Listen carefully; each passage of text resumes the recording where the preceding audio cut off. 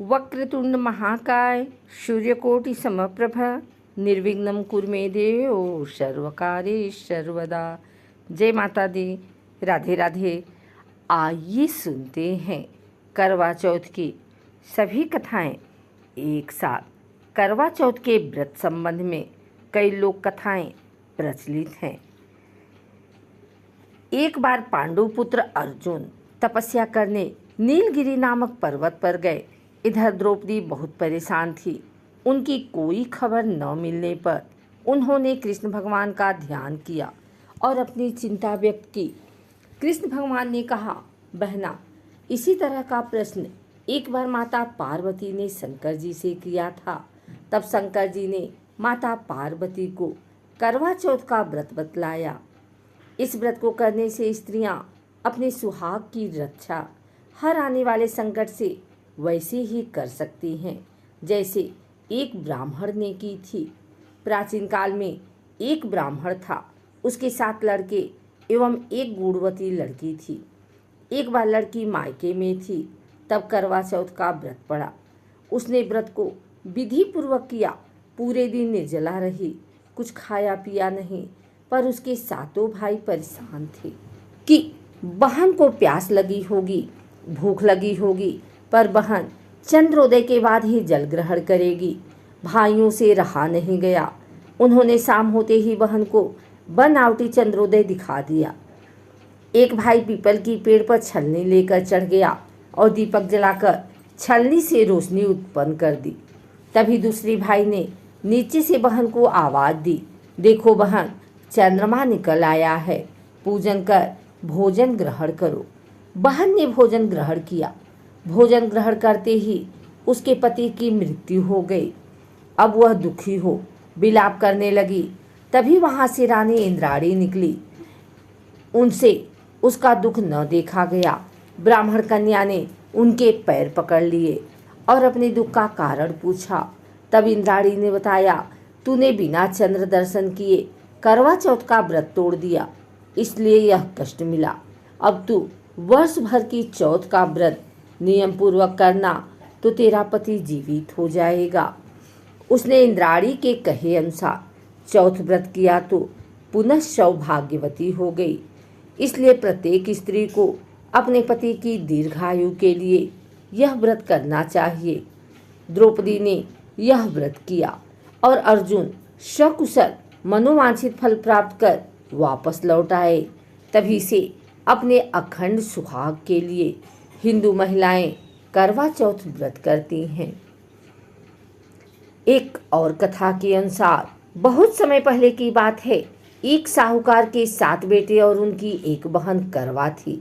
सभी 7 भाई अपनी बहन से बहुत प्यार करते थे, यहाँ तक कि वे पहले उसे खाना खिलाते और बाद में स्वयं खाते थे। एक बार उनकी बहन ससुराल से मायके आई हुई थी।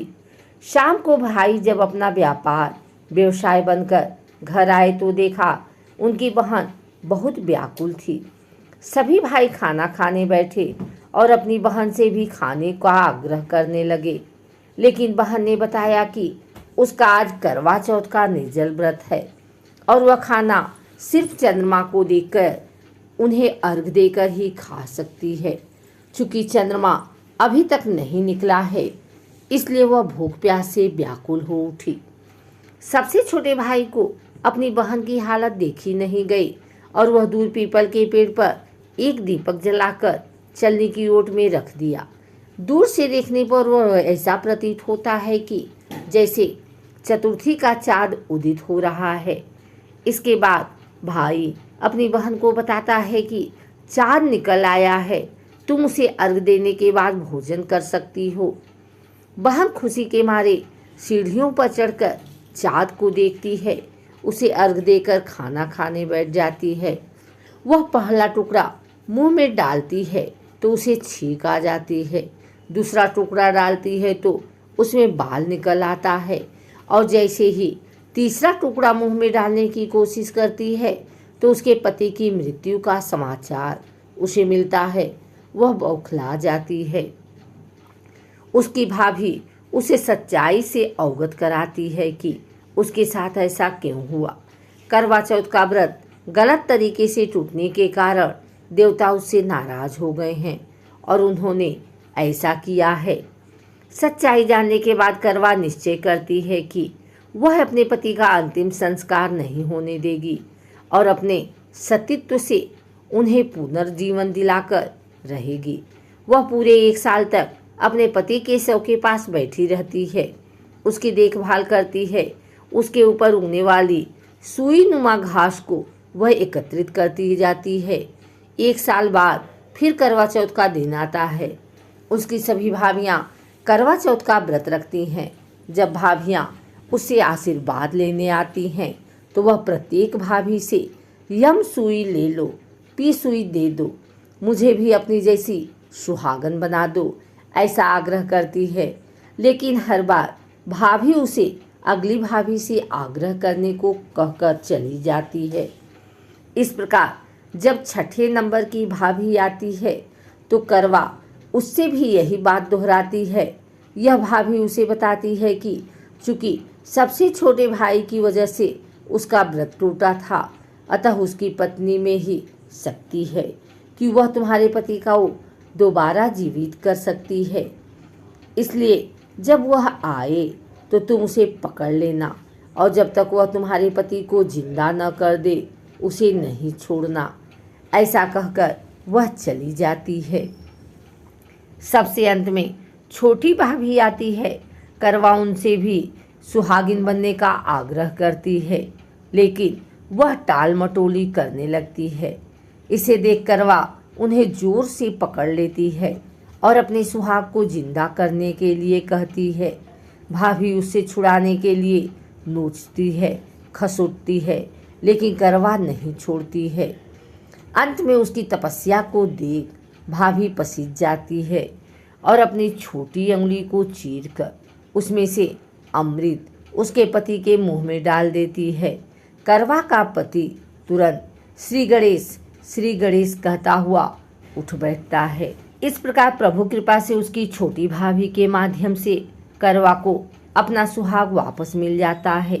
हे श्री गणेश, माँ गौरी, जिस प्रकार करवा को चिर सुहागन का वरदान आपसे मिला है, वैसा ही सब सुहागिनों को मिले।